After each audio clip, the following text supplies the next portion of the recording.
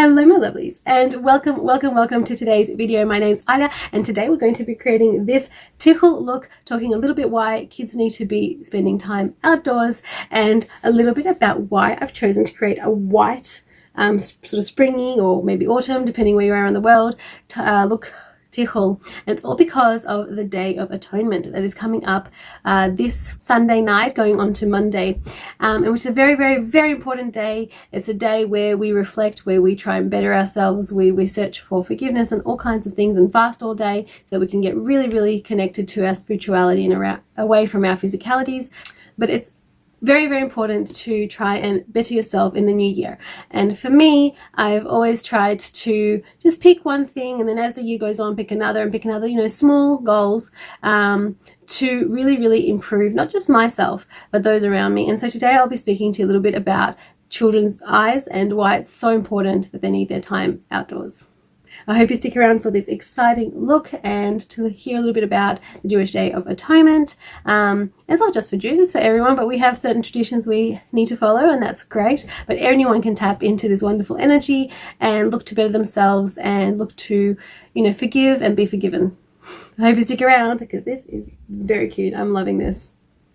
I'm so excited to talk to you about Yom Kippur today and talk about a few goals that, if you are a parent or an aunt who has little kids around, or a teacher, some really cool goals to have for the new year to improve the vision potential or the eye potential that every child has. So I feel like everybody should have some kind of New Year's goal or resolution, whatever you want to call it, you know, just to have something to look forward to and to, you know, something to build on. And it could be that you want to do an extra mitzvah regularly, or you want to try and read a little bit extra from a particular book, or maybe some self-improvement or some sort of guided learning, whatever it might be. So if it happens to be that you're someone who can just help a little bit out with a child, that seems to me like something really easy to achieve. And yeah, it'd be really great if there are less kids out there with vision problems. To start off with, let's do the Tichel. So I've got this beautiful, could be autumn, could be spring Tichel. The point is the white, and I've got a really wide non-slip headband on. I actually really don't like this one. I can almost say hate, like it frustrates me so much every time I go to use it. And the reason being is that the overlap at the back where the Velcro is, if you move it to extend it, you actually get a big chunk of Velcro pressing up against your head, and I hate it. I absolutely just, it actually hurts me and gives me a little bit of a sore where it sits. But I could not find my other brown one. I've got a couple in the wash, I know that, and the third one that I have I just couldn't find. So I often have one in my bag or in my car as well, because if I ever get stranded without one, that would be a nightmare. The other thing is, I washed my hair last night, so it's really fluffy at the moment, and it's very difficult to have some of my other non-slip headbands on. So I've only got 2 or 3 that I would even consider using, and this is one that does stay on well, but it's just uncomfortable, so I'm just going to deal with it. I've spoken about this non-slip headband in my sipping tea on, spilling tea, whatever it is, the tea on accessories clip. See if I can put in the cards for you guys. It's the most expensive one I have. It wasn't expensive, it's just more expensive than the others, and it's not a good one. So I've put this Tichel down. I've got like a shark clip, one of those clips like this, in my hair, holding it up because nothing else will when it's fluffy. And it's just sort of kind of all gathered there at the back. It doesn't really matter because we're going to be introducing a second Tichel in a minute. It's this beautiful white sort of, I couldn't even tell you what this fabric is. It's just this really pretty sort of slippery satiny type fabric. It's a little bit translucent. It's got these really beautiful springtime kind of flowers on them, or autumn, whatever, wherever you are. And I'm just going to gather it up. Now I did put this one down a little bit unevenly, just a little bit unevenly, and that just because I find that helps create a bit of a design at the end. So nothing too special with the unevenness, just helps me be a little bit more creative. So I put this in like a little bit band, so I just gathered it up like this and like this. So I don't like to fold them, I like to gather them. It creates these beautiful creases there, and I'm just going to tie it down at the back. Look how beautiful those excellent little folds are in there. So this one's also a little bit uneven, so longer on the right and shorter on the left. If you want it to be that way, you have to place it down opposite. So to make the longer ones be on the right, they were initially longer on the left. I'm going to take these two and sort of open them out to each other like this. So this back one, the white one, is actually, hold on, they go a little bit wider if I open it up, right? So I'm going to just fold it so that the flowers are showing, and then have this one be open behind it like this. Okay, so I'm working a little bit backwards in the camera here. I'm going to bring those two up like this. I'm going to try and get it through this band. Ready? Okay guys, what's going on? Because I can't see. Alright, and then I'm going to take this beautiful bit with the flowers and just give them a bit of a twist and tuck them back into this band so that it can hold. Create like a little feature there on the side. And this one I want to kind of tuck away. So I'm just going to twist it up.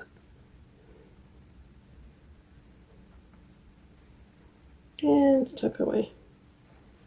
Right. Because this is a really slippery fabric, you can see how much movement I'm getting out of it, but that will all be corrected shortly. Now with the other two, I'm actually going to take the second white one on the other side. So I've got like a two-sided tails here. Okay.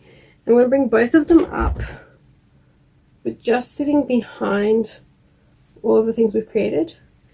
Cross them over, and we'll tie them up at the back, like so, and then we're going to tuck these two excess bits away into the knot. And that is our Yom Kippur Tichel. Pretty fun. So definitely got that beautiful white tradition, but you've also got a touch of the seasonal colors as well. And I've got it in my makeup today as well. I've got the yellows and the sort of browny reddy tones and the green liner. So, you know, it's all matching. Got a few flowers showing, a few sparkles going on. And I absolutely love, love, love this white one, this slippery one. I don't get to wear it very often because first of all, it's white. Second of all, it's extremely slippery, but it was a gift from one of you wonderful subscribers, and I love it. I actually cherish it. I think the other reason I don't wear it too much is I'm just sort of keeping it in good condition and making sure it's not snagged or anything, and it's so pretty. Just love it. So a little bit about why the white tichel.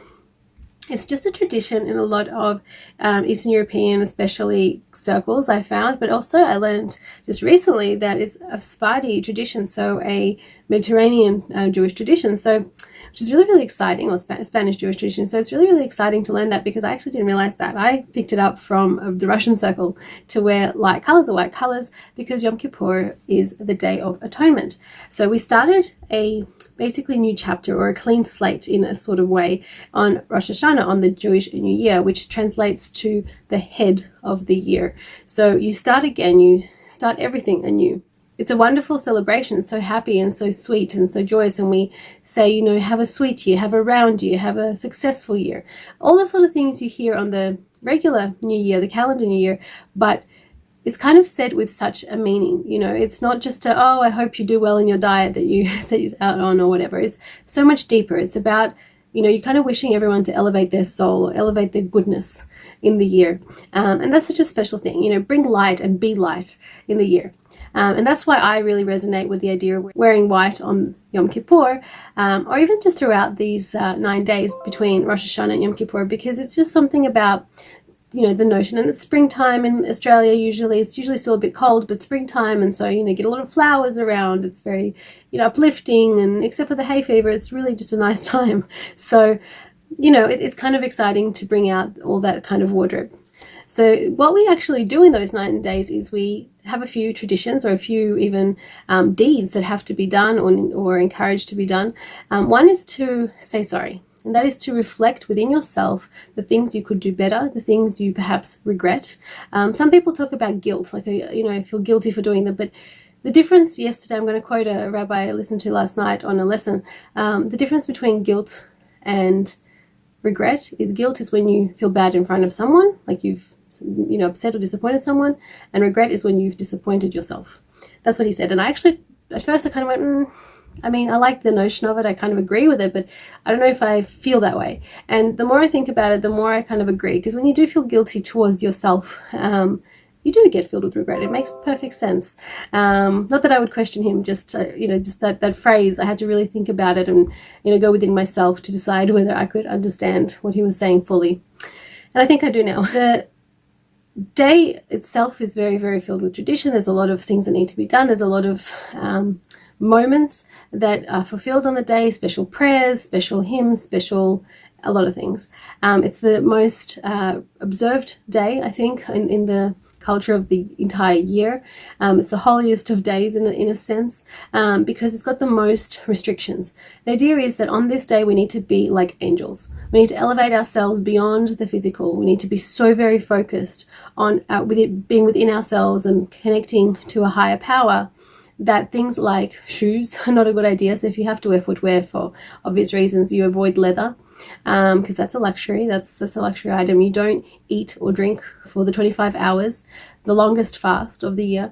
And there's a few other things that you can't do. White is there to represent the purity. So if you are really looking within yourself and you're trying to elevate things, it's sort of like a bride on her wedding day. You're trying to really represent that purity, or trying to remind yourself that that's what you're aiming for. The other thing that we do over these 9 days is we give charity, because it's important to do that all year long. It's not like we wait until 9 days to do that, but it's really important to do it specifically now, because it's just another opportunity to do a really good thing and kind of pay it forward, which is something that's encouraged, like I say, all year long. At least once a week it's definitely encouraged to do so, but specifically now it's something, it's an opportunity. It's all about opportunity to elevate. So seek forgiveness, seek within yourself for moments where you could be elevating yourself or bettering yourself. Do a good deed. Charity is a big one. And the last one for me, I mean, there's definitely others. I'm no rabbi by any stretch, but these are the things that I really focus on personally. And a big one for me is forgiveness. So it's not just about seeking it for yourself, but it's also about giving it. And I'm not really one to really hold a grudge anyway, but little things, like things that really just give you the irrits, try to forgive, or people that have given you the irrits, or people you've been mad at even temporarily throughout your year. Try and see if you can understand them, find where they're coming from, why they behave in such a way, and really truly find a way to forgive them. You may not forget what they did, that's fine, that's experience in life, and that's good, that's knowledge, but just to let go any kind of judgment or anger towards them or their date of your year. If you haven't chosen a good self-help book, or you don't intend to pick up a new good habit or do an extra good deed this year, any of those type of things, one little good thing that you can do, which is really, really easy, is encourage a child to spend at least 2 hours in the natural light, which means none of these studio light time things. You can see how pink my cheeks are because it's getting hot in here with all these lights, or just regular artificial lights that we have everywhere, but 2 hours outside. There are plenty of studies that have been done that show that at least 80 minutes, but up to 2 hours has been proven to make a tremendous difference to the development of an eye. So what we found in these studies is that countries where children are spending a lot of time indoors during light hours, now it doesn't matter if it's overcast, it doesn't matter if the UV is low or high, that sort of stuff is a whole other chapter of research. If the UV is high, you can definitely wear sunglasses. That's not going to reduce the effects of natural light. It's just going to take away the brightness and the radiation, so the harmful part, so that's all good. Same thing with a hat, that's fine, I encourage that. The part that we're talking about is the full spectrum of light. So something that's like, this room light, for example, even with all these bright studio lights that I have on, it's not going to replace the sun. The sun has such a huge spectrum of lumen, or availability of light. Everything that we see starts from ultraviolet and goes all the way to infrared. We don't see infrared, we don't see ultraviolet, but we see everything in between. And that's only, it's only available outdoors. You're not going to ever get that full spectrum inside. So I encourage you to, any child any child is pretty much in that really big growth period, especially, so I'd say school age, any kind of school age child, to spend up to 2 hours outside as a minimum. But if you're absolutely stuck, 80 minutes has been the proven minimum to make a difference. And what that does is it stimulates a special hormone inside the retina, called retinal dopamine, and it encourages the eye to grow correctly. Without that stimulation, the eye tends to overgrow, overstretch, and we have this huge epidemic in the world right now where there's a lot of short-sighted children. And if you want to find out a little bit more about myopia or short-sightedness, there's a video coming up on the weekend with this eye look and talking all about refraction. So that's coming up shortly. But basically, it's a really, really big tragedy for these children because myopia carries with itself a lot of age-related problems once they get older, obviously, being age-related. When they're young, it just means glasses. It's uncomfortable. A lot of them maybe don't know that they've got a problem until it's too late and all that sort of stuff. And they struggle in school and they perhaps don't do as well with certain activities, or once they get to drive, it's really restrictive because they have to wear glasses or whatever for that. So all of that stuff is really, really, really unfortunate for them and completely avoidable. But the thing that I'm fighting here, or the thing that I'm trying to reduce, is extreme myopia. So a little bit of short-sightedness is just inconvenient, but there are a million different ways to cope with that and cope with it with a fair amount of ease and affordability. Things like glasses, or if you're really good contacts, or if you're really, really good laser surgery. So there's things you can do. But when you have like a -5, -8, -10, -15, I saw a gentleman last year, I think was when we did his surgery, -14.5. And he would have had short-sightedness at the age of 3 or 4 already. This could have been caught early and slowed right back down. So definitely get kids that have vision problems the correct glasses and get them outdoors. Even if they're nerdy, even if they love reading or love their their screen time, that's fine. Stick them out on a balcony to do it. Stick them in front of a window to do it. Give them that opportunity to have 100% natural light. Okay, my lovelies, I hope you enjoyed the Yom Kippur inspired video and Tichel, and it's cute, and I hope you try it. I love it. It's actually really comfy. For a slippery fabric, having this cotton underneath is just super, super comfy. So I do hope you try it. I hope you have a fantastic, fantastic high holiday period if you're observing, and have a very easy fast. For everyone else, I still wish you a wonderful week, and I hope that you still try some of these scarf ideas because they're really, really fun. I love this little loop-to-loop sort of thing going on here, and the little flowers. It's just super cute. And for a little New Year's resolution, even if it is one done in September, get your kids outdoors. It'll give them an opportunity to get that vitamin D and a little bit of stimulation to their eye for correct growth. As always, subscribe, look up Instagram, lots of things going on there, and I will see you next time. Stay safe.